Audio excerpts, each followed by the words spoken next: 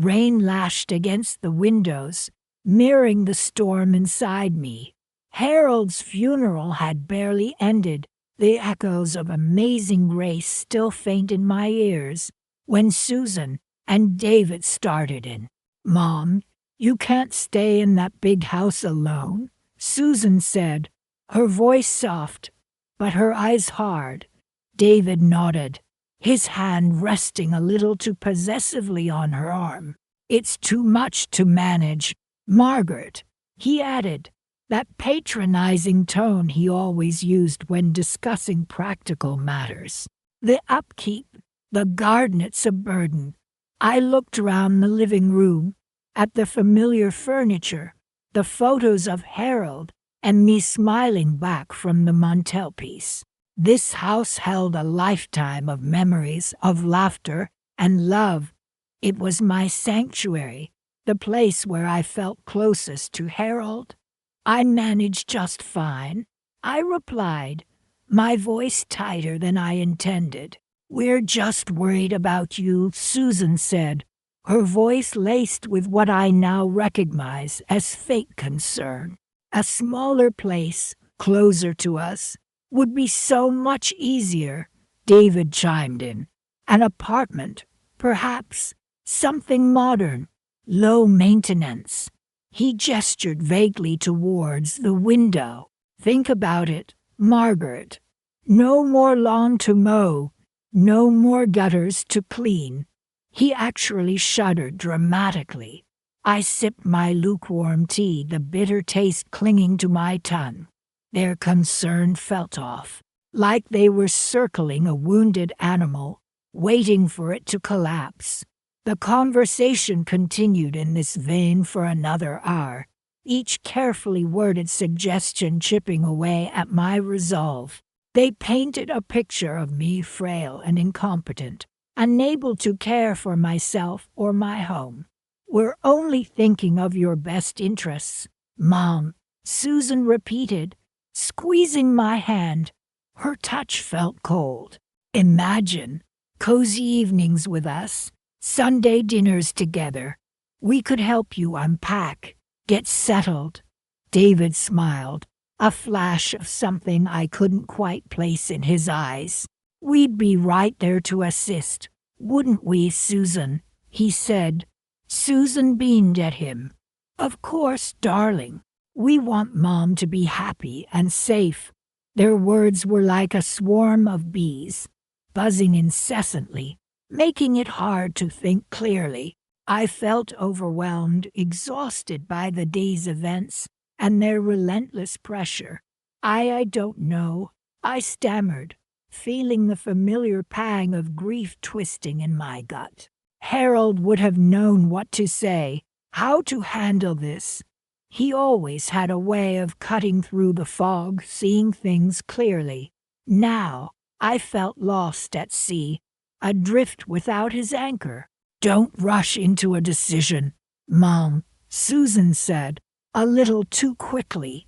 David, however, couldn't quite contain his eagerness. "But the sooner the better, wouldn't you say, Margaret?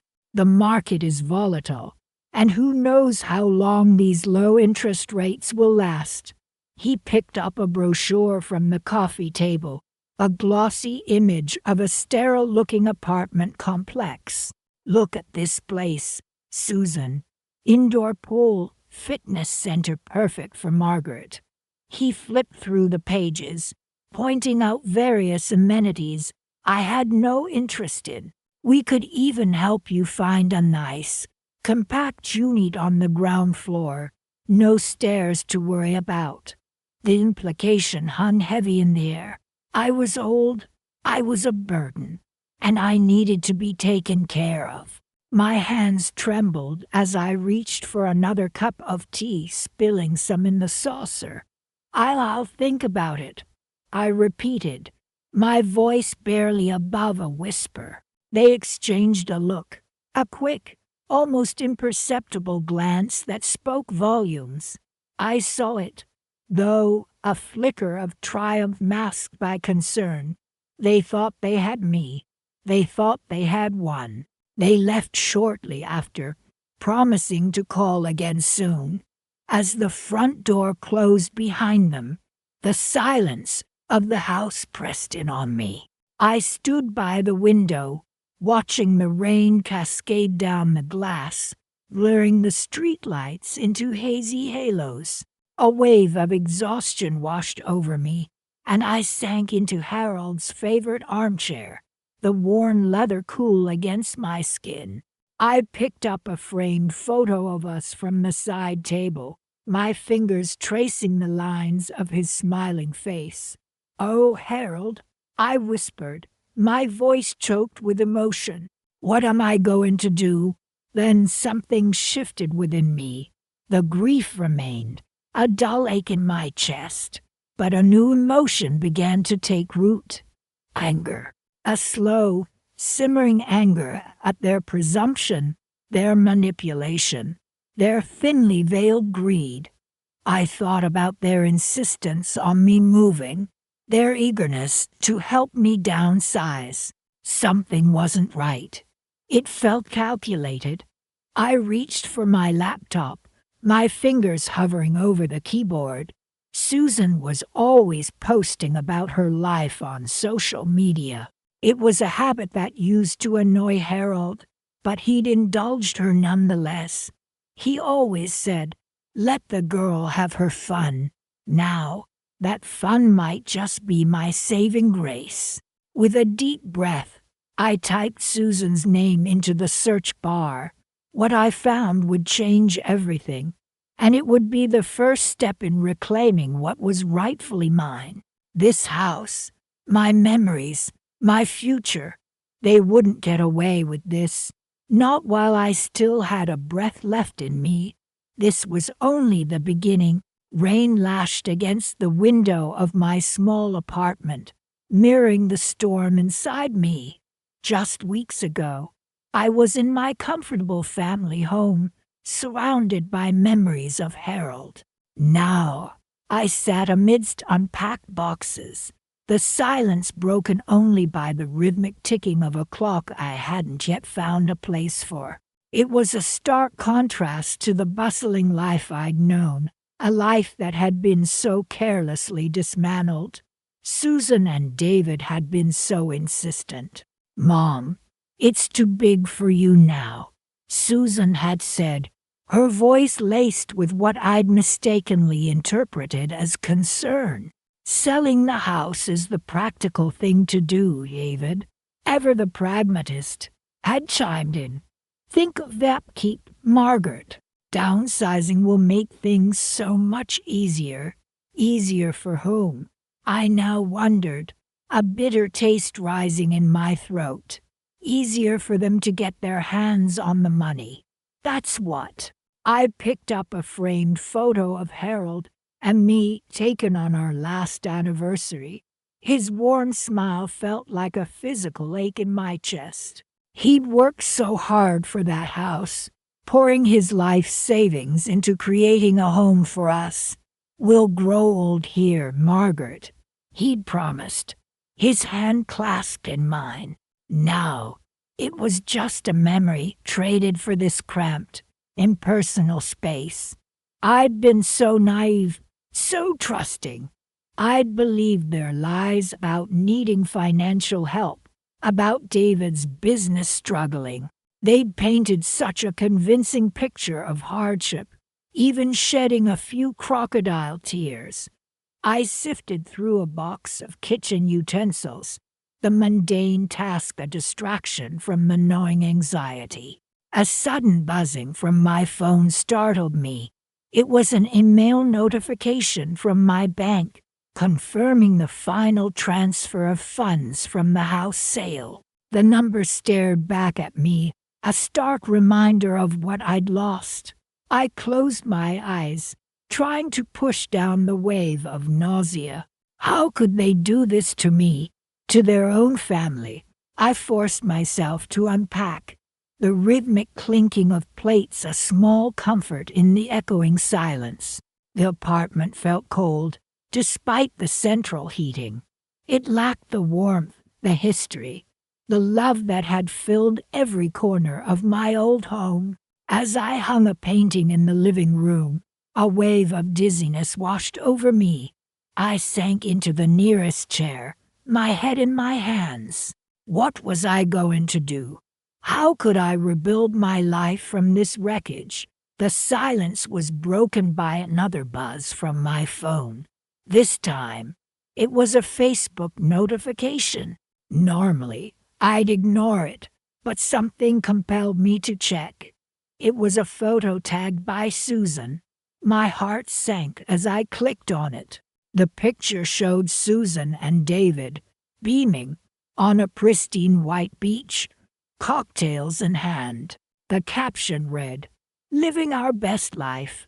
Thanks to Mom's generosity, we're finally enjoying the vacation we've always dreamed of. Blessed family paradise." My breath caught in my throat. Paradise, generosity. My blood ran cold. The beach, the cocktails, the blatant lie, it was all too much. This wasn't a struggling business. This was a lavish getaway funded by my life savings, the money Harold and I had worked so hard for.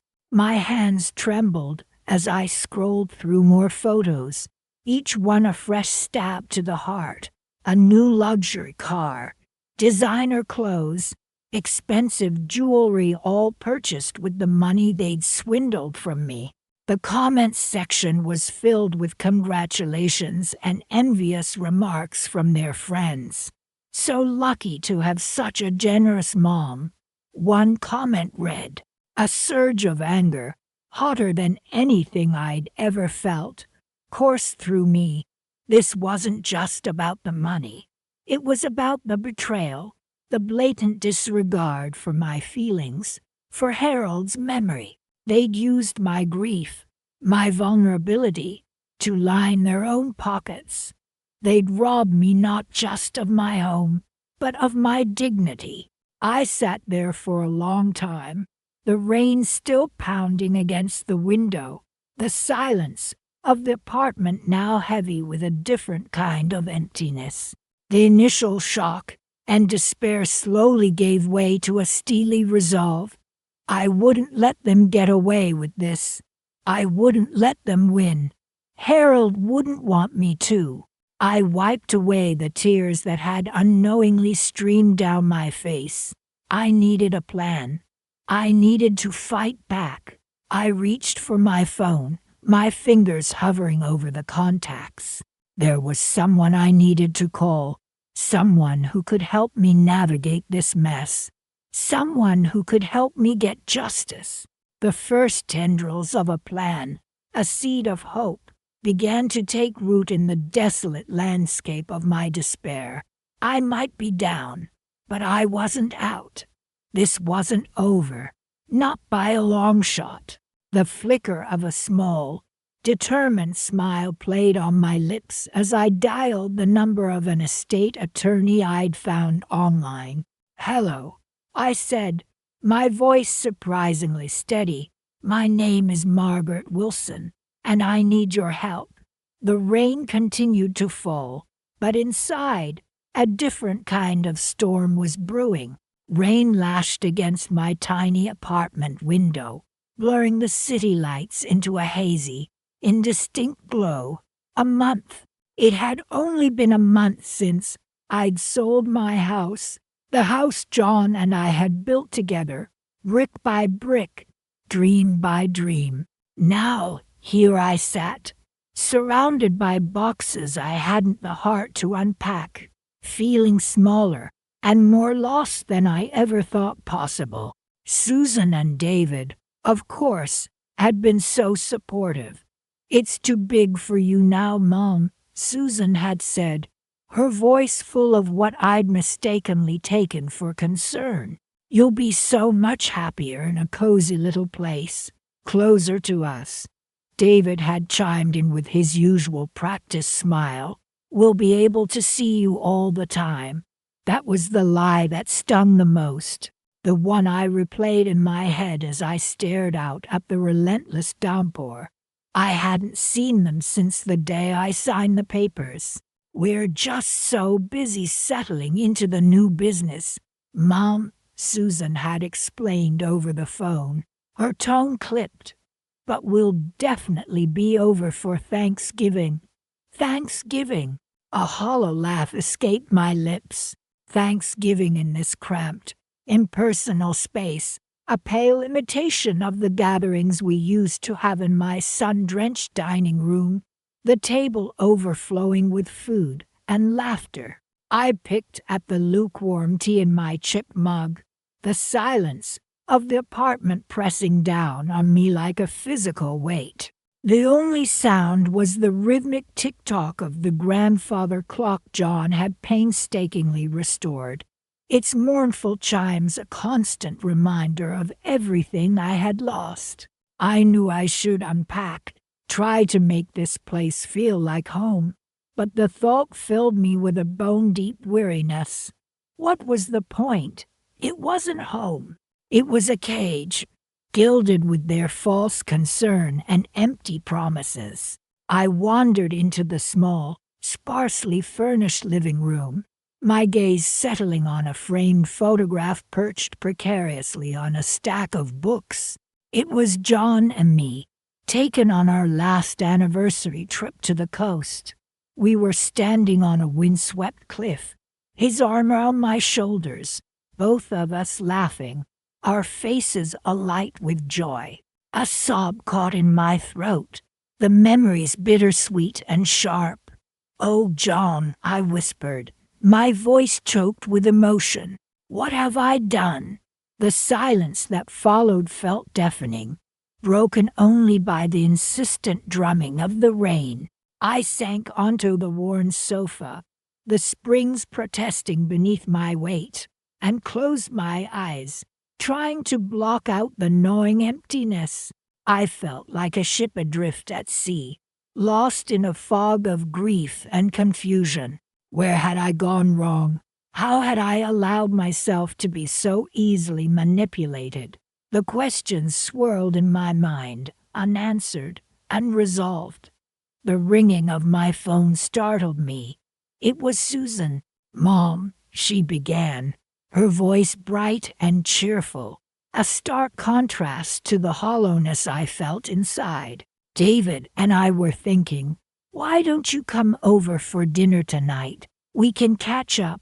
I hesitated, a flicker of suspicion igniting within me. After weeks of silence, this sudden invitation felt off. "I don't know, Susan," I replied, my voice trembling slightly. "I'm not feeling very well." "Oh, come on, Mom," she persisted. "It'll do you good to get out of that apartment. And we have something to tell you. Something to tell me." Those words echoed in my ears, a warning bell sounding in the distance. What could they possibly want now? Against my better judgment, I agreed. Perhaps, I reasoned, I was being paranoid. Perhaps they genuinely wanted to see me. But as I hung up the phone, a knot of unease tightened in my stomach. Something wasn't right. I couldn't shake the feeling that I was walking into a trap. I showered and dressed, choosing a simple but elegant outfit, a remnant of my former life. As I looked at myself in the mirror, I saw a stranger staring back at me, a woman hollowed out by grief and betrayal. The taxi ride to Susan and David's house was short but agonizing. Each street light that flashed past, each turn of the wheels, seemed to amplify the anxiety churning inside me. I tried to distract myself by looking out the window, but the city lights only blurred into a meaningless jumble of color. Finally, the taxi pulled up to their driveway. My heart hammered against my ribs as I paid the fare and stepped out onto the sidewalk. Their house, a sprawling two-story affair in a gated community, loomed before me, a stark reminder of the disparity between our lives. It was a house I could have easily afforded before, a house I would have loved to grow old in. Now, it stood as a symbol of their deception, a monument to their greed. I took a deep breath and walked towards the front door, my hand trembling slightly as I reached for the doorbell. As the chimes echoed inside, I couldn't shake the feeling that I was making a terrible mistake. The door swung open, revealing David, his smile as wide and insincere as ever. "Mom," he exclaimed, ushering me inside. "So glad you could make it." Susan emerged from the kitchen, her face beaming. "Hi, Mom," she chirped, giving me a quick hug. Come in, come in. Dinner's almost ready." The house was immaculate, everything in its place, a stark contrast to the chaos of my own small apartment. The aroma of roasting meat and spices filled the air, a tantalizing scent that did little to ease the knot in my stomach. As I followed them into the dining room, my eyes fell on something that made my blood run cold. There, in the center of the mahogany table, sat a silver centerpiece, gleaming under the soft light of the chandelier. It was my centerpiece, the one John had given me for our 25th wedding anniversary, the one I thought I had packed away with my other treasured possessions. Where did you get that?" I stammered, my voice barely a whisper. Susan and David exchanged a quick glance, a flicker of unease crossing their faces. "Oh, this old thing," Susan said, her voice a little too casual. "We found it in one of the boxes you left behind. We thought it would look nice here." Her words hung in the air, heavy with unspoken meaning, and in that moment, I knew that everything they had told me, every promise they had made, had been a lie. The knot in my stomach tightened, a cold, hard ball of anger and resolve forming in its place. The game, I realized, was far from over. Rain lashed against my apartment window, mirroring the storm brewing inside me. It had been months since I sold my house, the house my late husband and I had built together, brick by brick, dream by dream. Susan and David had been so insistent, so worried about me rattling around in such a big place. "It's just too much for you to manage on your own, Mom," Susan had said, her voice laced with what I then mistook for concern. Now, the cramped two-bedroom apartment felt less like a haven and more like a cage. Susan called again today. "Mom, we're in a bit of a bind," she began, her voice strained. "The car needs some major repairs, and David's hours have been cut back." My stomach tightened. This was the third emergency this month. First, it was the unexpected vet bill for their dog, Princess. Then, it was the leaky roof that needed immediate fixing. Now the car. "How much do you need, dear?" I asked, already knowing the answer would sting. "Well," Susan hesitated. "The mechanic said it's going to be around $5,000. $5,000?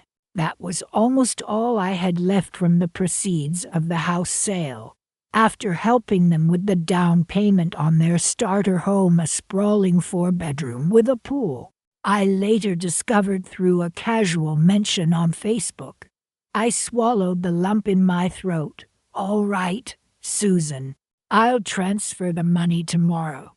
There was a pause, and I could almost hear the relief in her voice. "Oh, thank you, Mom. You're a lifesaver." The call ended quickly after that, leaving me staring at the rain-streaked window pane. A dull ache settled in my chest. I knew I shouldn't have sold the house. It was more than just bricks and mortar. It was a lifetime of memories, of laughter and love, a tangible connection to my husband. Now, it was gone, replaced by this gnawing emptiness, this constant worry about money. The next day, I trudged to the bank and wired the money to Susan. The teller, a kind young woman named Sarah, noticed my downcast expression. "Everything all right, Mrs. Wilson?" she asked gently. I managed a weak smile. "Just helping my daughter out," I replied. Sarah nodded sympathetically. "Family's important," she said.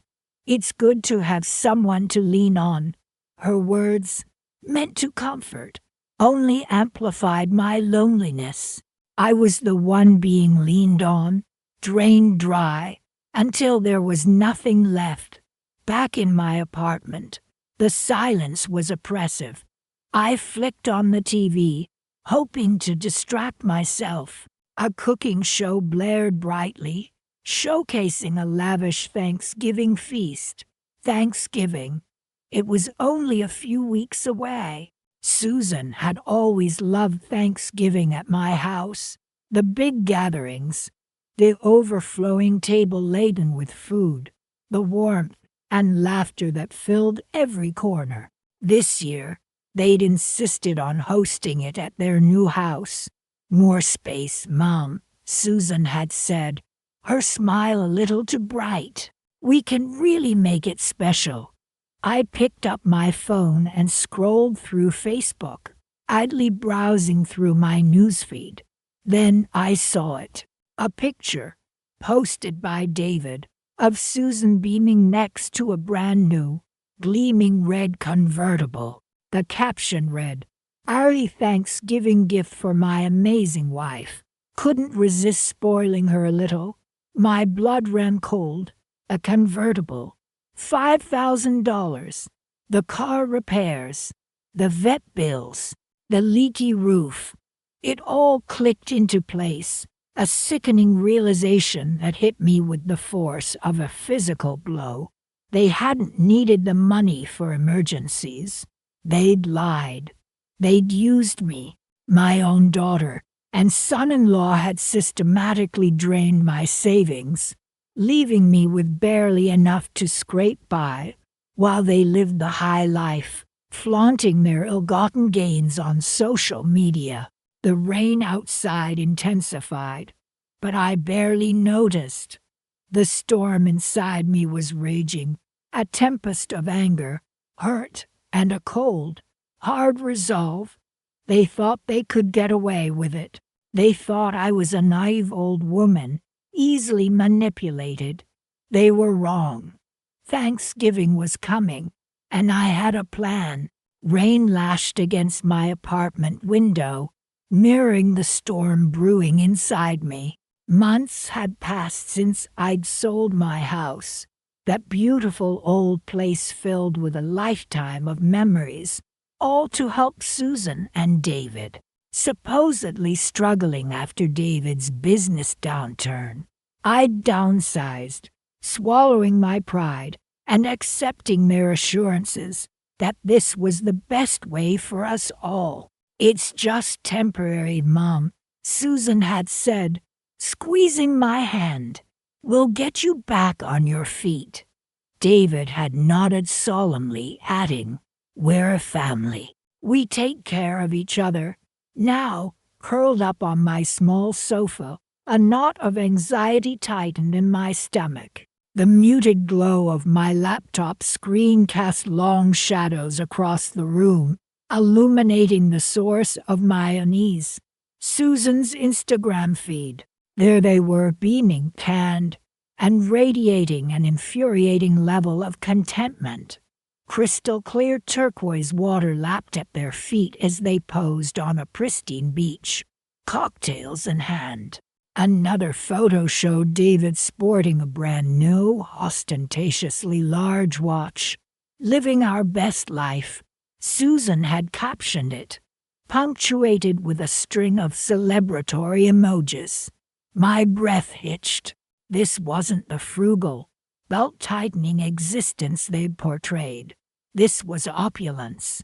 My fingers trembled as I scrolled further. A new car, designer clothes, lavish dinners, the evidence mounted. Each image a fresh stab to my already wounded heart. They lied, I whispered, the words barely audible above the drumming rain. They lied to me. A cold, hard resolve began to solidify within me. The initial shock gave way to a quiet fury. I picked up my phone and dialed a number I'd found online earlier that day. The contact details of an estate attorney specializing in elder financial abuse. "Hello, Mrs. Wilson," a calm, professional voice answered. "Mr. Harrison speaking. How can I help you?" I explained my situation, the tremor in my voice betraying my emotional turmoil. He listened patiently, occasionally interjecting with clarifying questions. "I have documentation of the sale of my house, the transfer of funds to their account, and now this," I said, my voice cracking slightly. "These Instagram photos showcasing their blatant disregard for my sacrifice."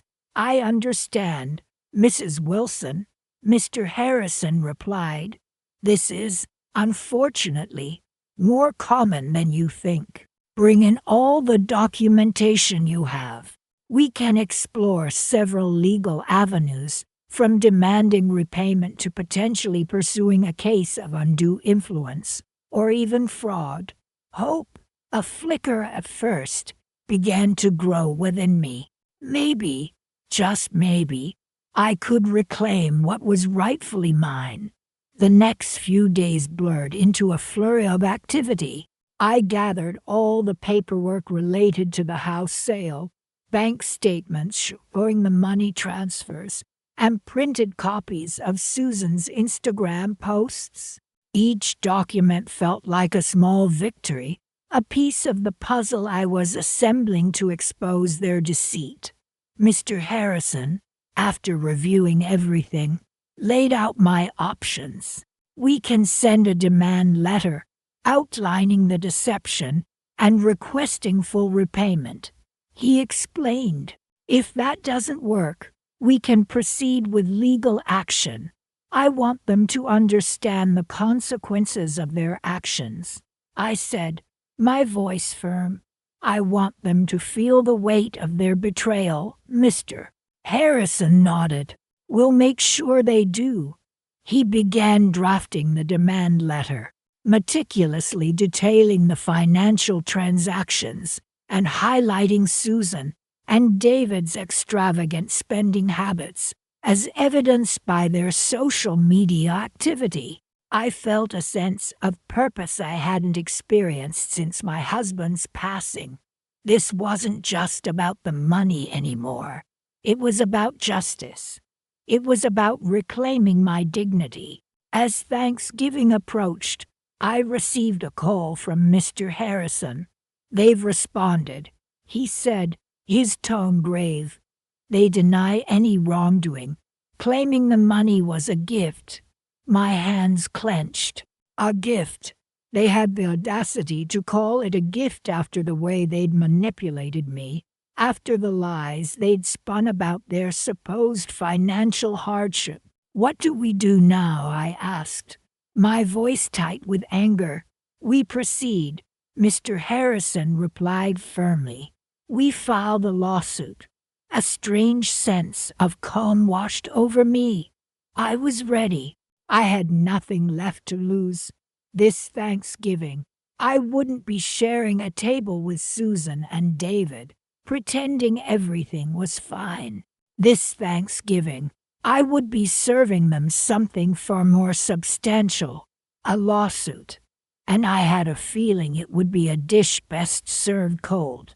The thought brought a faint smile to my lips. The rain outside had stopped.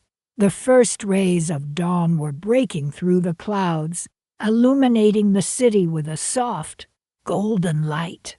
A new day was beginning, And for me, it was the dawn of a new era, an era of reclaiming what was mine. The muted gray of my apartment walls seemed to mock me. I picked up my phone, my hand trembling slightly. It felt heavy, like it held the weight of all my misplaced trust. I took a deep breath and dialed Susan's number. It rang 3 times before she answered, her voice bright and cheerful, a stark contrast to the storm brewing inside me. "Hi, Mom. How are you doing in your cozy new apartment?" Cozy. That's what they called it when they convinced me to sell my house. The house my husband and I had built together, brick by brick, memory by memory. They said downsizing would be good for me, less to worry about. Less to worry about, indeed. "I'm doing fine, dear," I replied, forcing my voice to remain steady. "I was just thinking about Thanksgiving. I know how much you and David love coming over for dinner, and I was wondering if you'd still like to come, even though I'm in a smaller place now." There was a pause, just a fraction of a second, but long enough for me to hear the gears turning in her head. "Oh, Mom, that's so sweet of you. But with the baby on the way, we were thinking of having a quiet Thanksgiving. Just the 2 of us this year. The baby." Another excuse. Another lie. I had seen the pictures on Instagram. The designer handbags, the weekend getaway to that fancy spa, the new car gleaming in their driveway. None of it screamed struggling young couple expecting a baby. "Oh, that's a shame," I said, my voice tinged with a hint of something I couldn't quite place. "I was so looking forward to seeing the new nursery you were setting up. David mentioned he was putting together a crib just last week, didn't he?" Another silence. This one longer. Yeah, eventually," Susan stammered. "We're still, figuring things out." "Of course, dear. Well, maybe you can send me some pictures then. I'd love to see how it's coming along." I ended the call before she could respond, a small, cold smile playing on my lips. The nursery. The crib lies, all lies. They hadn't spent a dime of my money on anything remotely baby-related.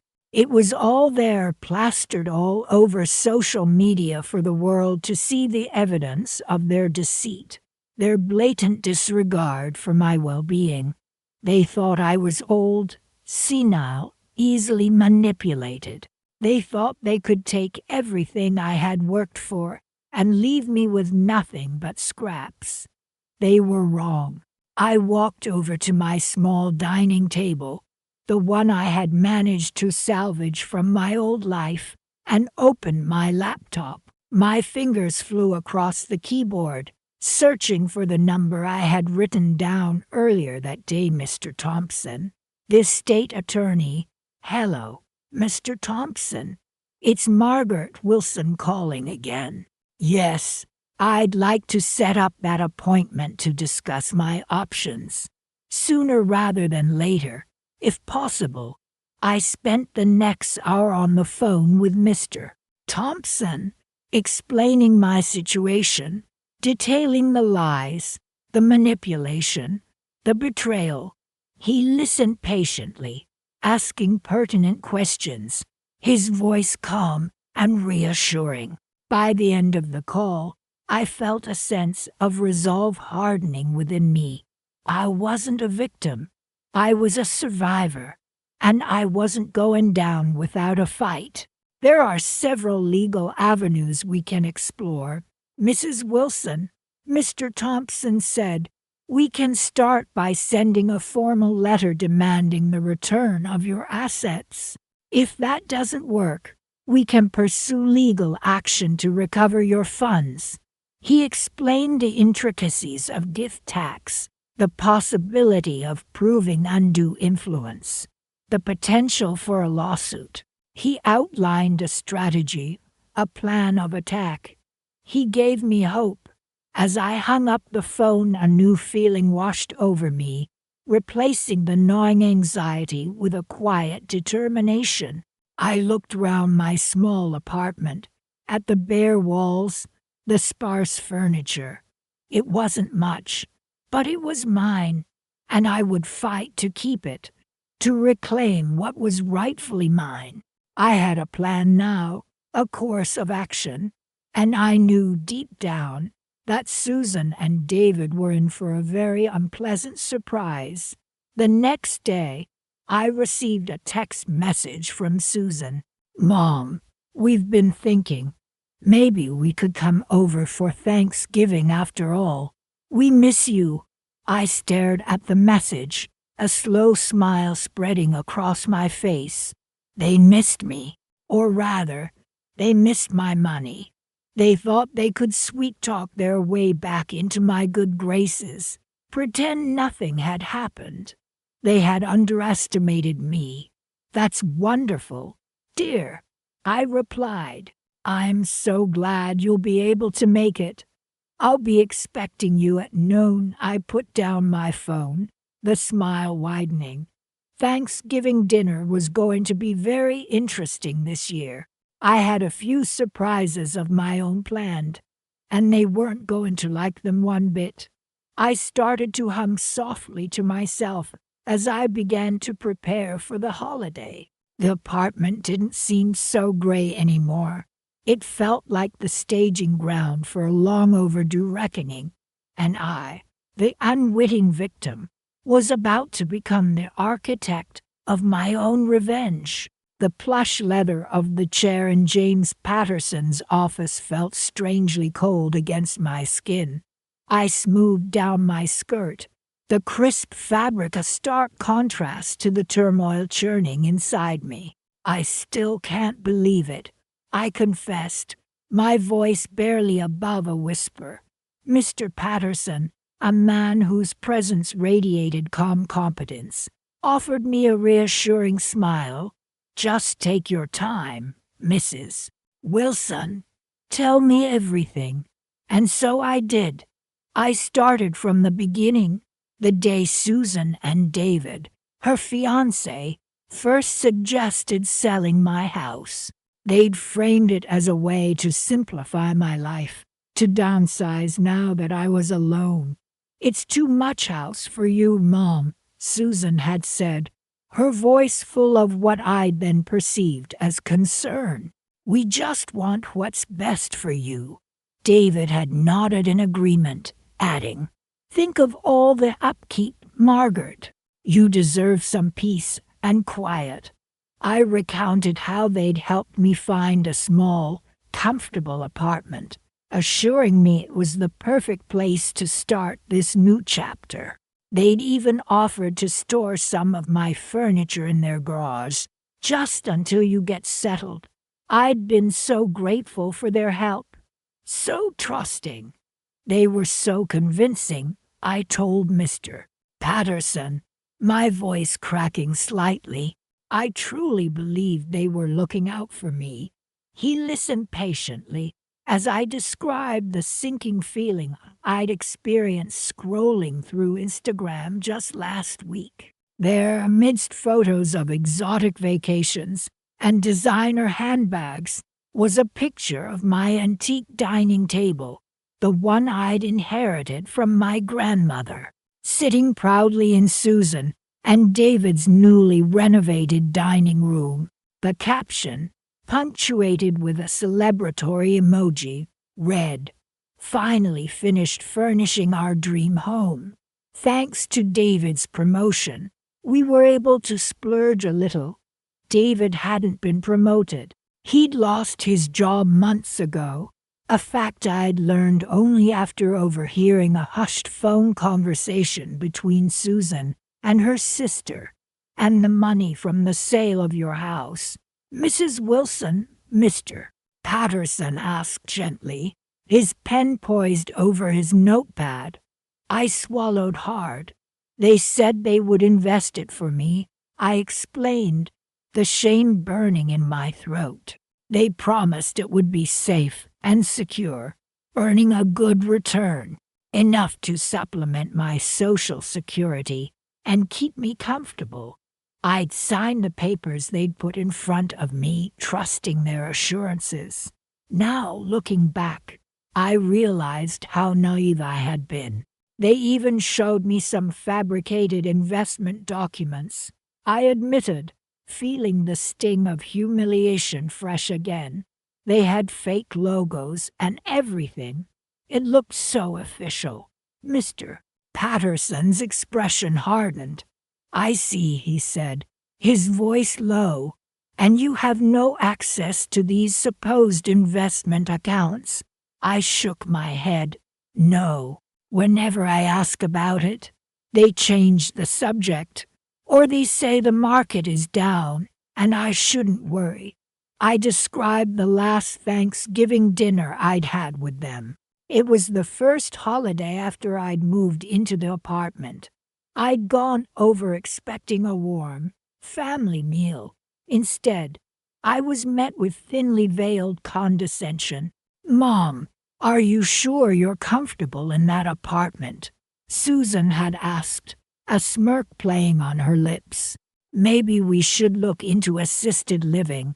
David, ever the charmer, added, "Wouldn't it be nice to have someone take care of everything for you, Margaret?"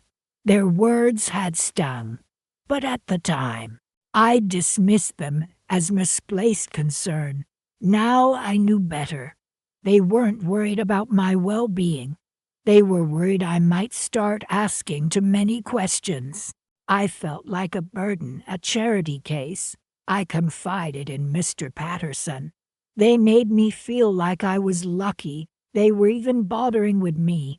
He listened intently, his gaze unwavering. "So," he said finally, closing his notepad, "what do you want to do, Mrs. Wilson?" I took a deep breath, the icy grip of despair loosening its hold.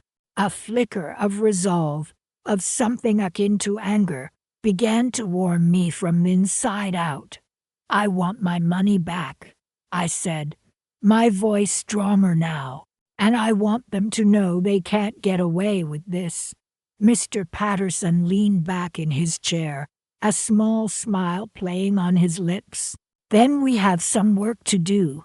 He began outlining a plan, a strategy to reclaim what was rightfully mine. He spoke of legal documents, of subpoenas, and of the possibility of recovering not just the money from the house sale, but also damages for their deceit. The Thanksgiving comments, he explained, could be construed as emotional distress, adding another layer to the case. As I listened to him speak, a sense of hope began to bloom within me. The cold fear that had been clinging to me since I discovered their betrayal started to recede, replaced by a quiet sense of anticipation. "It was a long shot," Mr. Patterson admitted, "but it was a shot nonetheless." He promised to begin the legal process immediately, starting with a formal demand letter to Susan and David. "We'll start with a strong opening salvo," he said, his eyes glinting. "Something that will make them realize they've underestimated you." He paused, a thoughtful expression crossing his face. "And about that upcoming Thanksgiving dinner," he began, a mischievous twinkle in his eye.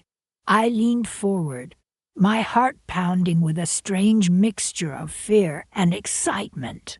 This year, Thanksgiving was going to be very different. The crisp November air nipped at my face as I stepped into James Patterson's law office. Sunlight streamed through the large windows, illuminating dust motes dancing in the air. But the brightness couldn't dispel the chill that had settled in my bones. "Mrs. Wilson, so good to see you again," James greeted me, rising from behind his large mahogany desk. His warm smile was a welcome contrast to the knot of anxiety tightening in my stomach. "Please, have a seat." I settled into the plush leather chair, clutching my handbag. "Thank you, James." I took a deep breath, the scent of polished wood and old books filling my lungs. "I've been anxious, waiting for this meeting." "I understand," James said, his voice gentle. "Gathering all the necessary documentation takes time. I appreciate your patience." He leaned back in his chair, his expression serious. "I've reviewed everything you've provided, the bank statements, the property transfer documents, the social media posts, everything." He paused, his gaze meeting mine. "Mrs. Wilson, I'm afraid I have some difficult news." My heart pounded against my ribs. "What is it, James?" "Just tell me."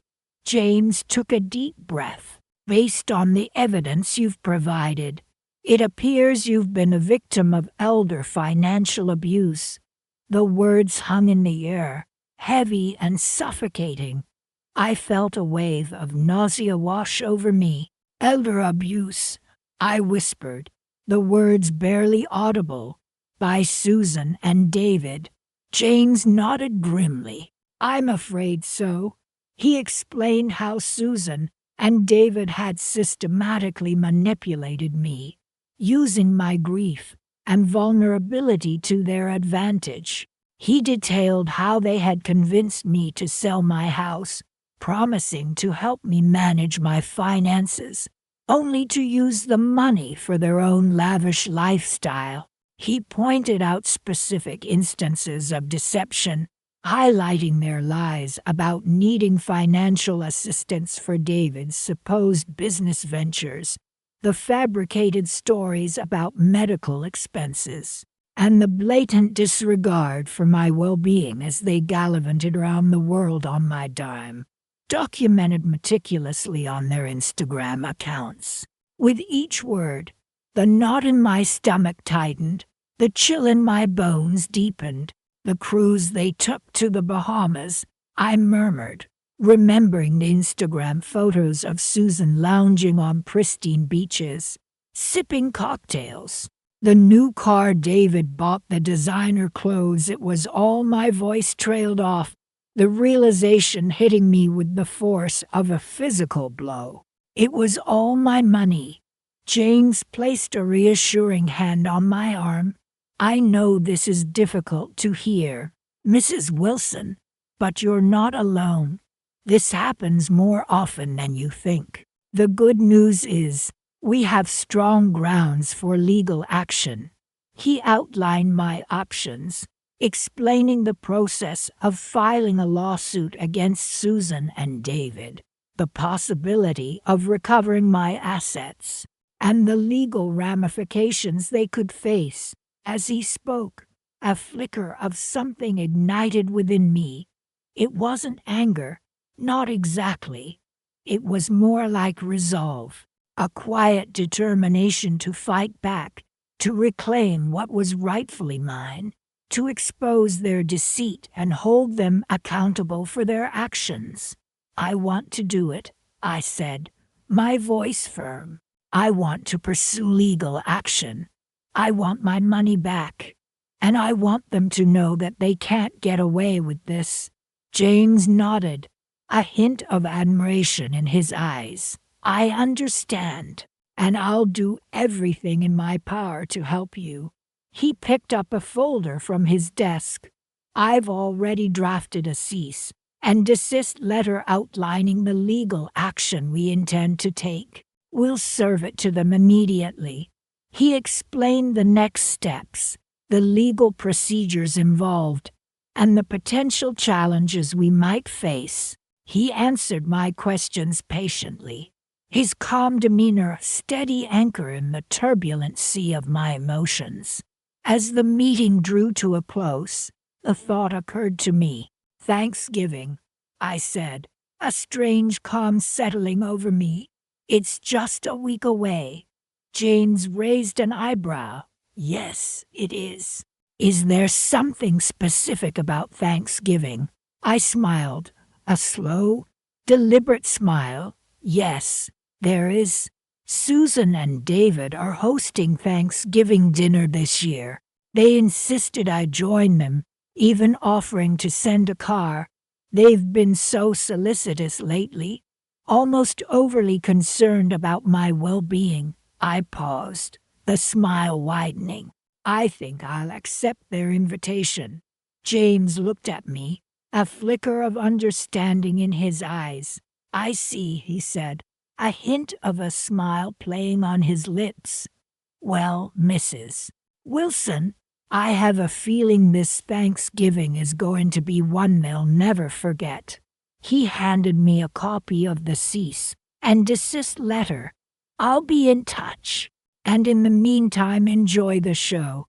I walked out of James Patterson's office, the crisp November air no longer feeling cold. The sun seemed to shine brighter, the world a little sharper, a little more vibrant.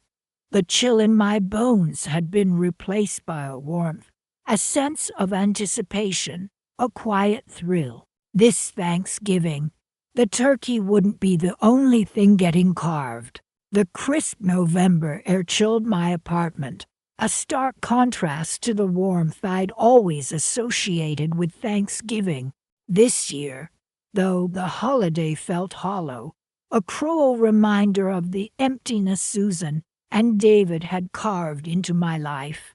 Mom, you're just getting too old to manage a whole house, Susan had said, her voice dripping with false concern, as they'd convinced me to sell my beloved home and move into this cramped space. It's for your own good. They'd painted a picture of shared holidays, of family dinners and cozy evenings. Instead, they'd painted a picture of their own greed, using my money to feather their nest while leaving me with scraps. Mr. Henderson, the state attorney, had left just an hour ago, his words echoing in my mind. You have a strong case, Mrs. Wilson, he'd assured me. We can definitely pursue legal action to recover your assets. He'd laid out my options, explaining the complexities of fraud and undue influence. I picked up the file he'd given me, the weight of it surprisingly comforting. Inside were the documents that would unravel Susan and David's web of lies. Copies of bank statements, their social media posts flaunting designer clothes and exotic vacations, all purchased with the money they'd swindled from me. The house, my house, the one I'd poured my life savings into, was now in their name, redecorated with opulent furnishings that screamed of ill-gotten gains. They even had the audacity to post pictures of their newly renovated kitchen on Instagram. I muttered to myself, a bitter laugh escaping my lips. The memory of Susan's caption, "Finally living our dream, thanks to some smart investments," stung like a fresh wound. Those smart investments were my retirement, my security, the future I'd envisioned for myself. But not anymore. This wasn't about the money anymore. It was about justice. It was about reclaiming my dignity, my life. I walked to the window, overlooking the bustling city street below. Thanksgiving was just days away. I imagined Susan and David already planning their lavish feast in my old house, oblivious to the storm that was brewing. They probably envisioned me alone, huddled in this small apartment, grieving the loss of my home and my independence. They think they've won, I whispered, a steely resolve hardening my gaze. They have no idea what's coming. Mr. Henderson had advised a cautious approach. Don't tip your hand, Mrs. Wilson, he'd cautioned. Let them think they're safe. will strike when they least expect it. He suggested serving them with the legal papers on Thanksgiving Day itself. A dramatic gesture, perhaps, but one that felt fittingly poetic. The image of their shocked faces as they received the legal notice filled me with a grim satisfaction. The turkey getting cold, the festive atmosphere turning sour, their carefully constructed facade crumbling around them. I could almost taste the sweet revenge. I spent the next few days meticulously planning every detail. I arranged for a process server to deliver the papers during their Thanksgiving dinner, ensuring maximum impact. I even drafted a short, pointed letter to accompany the legal documents. "Enjoy your Thanksgiving dinner," it read. "This is a taste of what's to come." I sealed the letter, a small smile playing on my lips. Then I did something unexpected. I booked a flight to a secluded island resort in the Caribbean, a place where I could escape the drama, where I could finally relax and begin to rebuild my life. I pictured myself lounging on a pristine beach, the warm sun on my skin, the sound of the waves washing away the bitterness of the past few months. On Thanksgiving morning, my phone buzzed with a text message. It was from the process server, confirming that the papers had been served. Target acquired. The message read. I closed my eyes, a wave of relief washing over me. I could almost hear the commotion on the other end, the accusations, the denials, the dawning realization that their game was up. I opened my eyes, a newfound lightness in my heart. I glanced at the clock. My flight was boarding in an hour. I grabbed my suitcase, a sense of anticipation bubbling inside me. This wasn't the Thanksgiving I had planned, but it was the one I needed. A Thanksgiving where I took back control, where I reclaimed my future. As I stepped out of my apartment and into the crisp autumn air, I knew that this was just the beginning. The legal battle would be long and arduous, but I was ready. I had nothing left to lose and everything to gain. And as I headed towards the airport, a single thought echoed in my mind. Happy Thanksgiving, Susan and David.